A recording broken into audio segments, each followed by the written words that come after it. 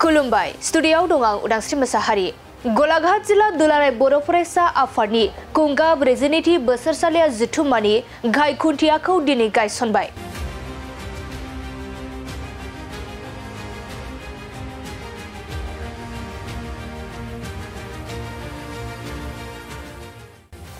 फैगौ 5 आरो 6 जानुवारि 2025 मायथाइयाव साननैनि मेहेरगोनां हाबाफारिजों गलाघाट जिल्लानि सिङाव थानाय सुङाजान दखरानि हिरिम्बा फोथाराव गलाघाट जिल्ला दुलाराय बर' फरायसा आफादनि कुंगा 42थि बोसोरसालिया जथुम्माखौ खुंफुंनो थि खालामनाय जाबाय।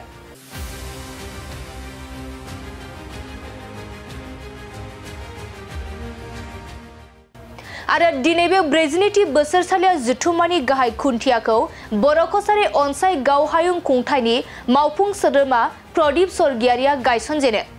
बे गाहाय खुन्थिया गायसननाय हाबाफारियावनो मिरु एबसुनि सुबुं फोनांजाब नेहाथारि बिरखां नार्जारि, मिरु खौसेथि बर' सुबुं आफादनि गौथुमारि नेहाथारि कातिराम तुलसियारि आरो गलाघाट जिल्ला एबसुनि आफादगिरि सन्जय ब्रह्म बिथांजों लोगोसे जिल्लानि गोबां दैदेनगिरि बिथांमोनाबो बाहागो लायो।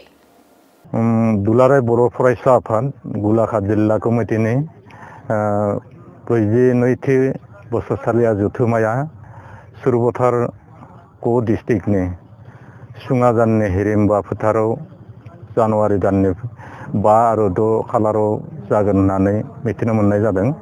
आरो बिनिनो दिनै गाहाय खुन्थिया गायसननाय हाबाफारिमोन।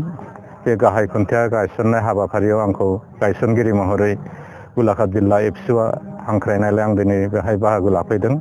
आरो बाहागो लानो फैनानै आंबो सासे उन्दैनिफ्राय एबसु मावफुनाय सासे मावथिमोन हिसाबै आं गावखौनो गोजोननाय मोनदों। आं गावनि जितु आंनि गोसोआव बेरखांफैनाय आंनि सिगांनि जारिमिनफोरखौ आं बेहाय रायलायदों।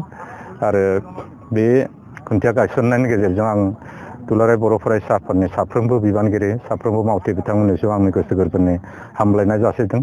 आरो 2025 मायथाइनि जा 5 आरो 6 जानुवारियाव बे हिरिम्बा फोथाराव जानो गोनां कनफारेन्सआ मोनफ्रोमबो बिथिंनि बिथांमोननि साननाय हनाय लानाय हाबाफारिफ्रा जाफुंसार जाथों आं बेखौनो खावलायदों।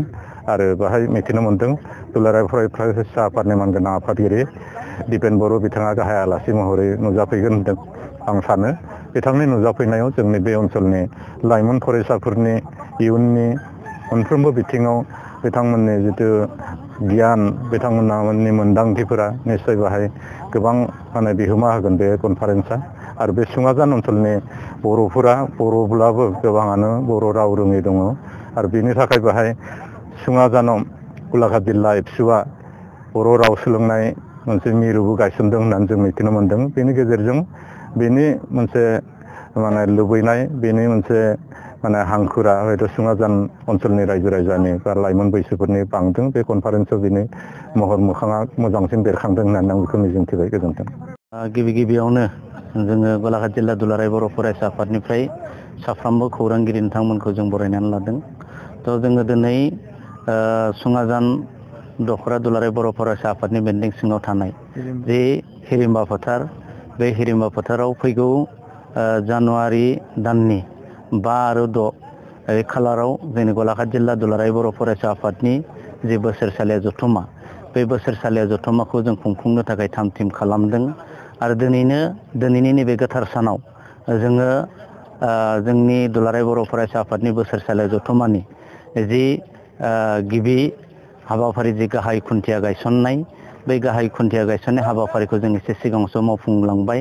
थ' बेवहाय जों आलासि महरै बाहागो लाफैदोंमोन जोंनि बर' कछारी वेलफेयार अट'नमास काउन्सिलनि मानगोनां EM प्रदीप स्वर्गियारि मानगोनां बिथां आरो जोंनि सुङाजान थानानि जि इनचार्ज बिथाङाबो जोंजों बाहागो लाफैदों। थारैनो दिनै जोङो खोब गोजोननाय मोनदों। गोबां रायजो राजानि मदद आरो हेफाजाबखौ जों मोनदों। आरो फैबाय थानाय समाव जोंनि जि बोसोरसालिया जथुम्मा बेखौ आबुङै खुंफुंनो थाखाय जों गासैबो रायजो राजा बिथांमोनखौ मदद आरो हेफाजाबखौ मोनगोननि मिजिंथिदों। दा जोङो साननैनि जे हाबाफारि, बे हाबाफारियाव जों माखासे हाबाफारिखौ जोङो बेवहाय आं फोरमायना होनो लुगैदों। जे गिबि सानखालि जोंनि बुलुर गेलेनाय, काबादि गेलेनाय बे हाबाफारिया थागोन। आरो जोंनि जे आबादारिफोरनि थाखाय जों मोनसे जे सावरायमा लादों तो बेवहाय जोङो गासैबो रायजो राजा आबादारि बिथांमोनखौ जों मोनगोन जों बेखौ मिजिंथिदों आरो देग्लाय जिहेतु जोंनि गलाघाट जिल्ला दुलाराय बर' फरायसा आफादनि जे टार्मिटिं सेसन बे टार्मिटिं सेसन हिसाबै जोंनि दिल्ली गेट्सआव थान्दै मेलाव जों बेखेवगिरि हिसाबै जों बाहागो लाफैगोन दुलाराय बर' फरायसा आफादनि मानगोनां गाहाय नेहाथारि फनिन्द्र बसुमतारी मानगोनां बिथाङा जों बाहागो लाफैगोन आरो जोंनि अपेन सेसन खालि जोंनि दुलाराय बर' फरायसा आफादनि मानगोनां आफादगिरि दिपेन बर' सार बिथाङा जों बाहागो लागोन आरो थारैनो जों बेजों मोनसे आसाबादि जे बिथांनि मेहेरगोनां बिबुंथिनि गेजेरजों जोंनि रायजो राजा आरो फरायसुला फरायसुलिया आगानसे आवगायनो थाखाय मोनसे थुलुंगा मोनगोन जों बेखौ मिजिंथिदों आरो बेजों लोगोसे जोंनि गलाघाट जिल्लाया आरो एसे दावखोबावनो हागोन मोनसे मोजां लामायाव थांबावनो हागोन जों बेखौ मिजिंथिदों आरो जोङो नैबे समाव गलाघाट जिल्ला दुलाराय बर' फरायसा आफादनि जानानै जोंनि गलाघाट ओनसोलनि गासिबो रायजो राजा आइ आफा बिथांमोनखौ जों खावलायनो लुगैदों जेन' जोंनि जानो गोनां जे मोनफ्रोमबो हाबा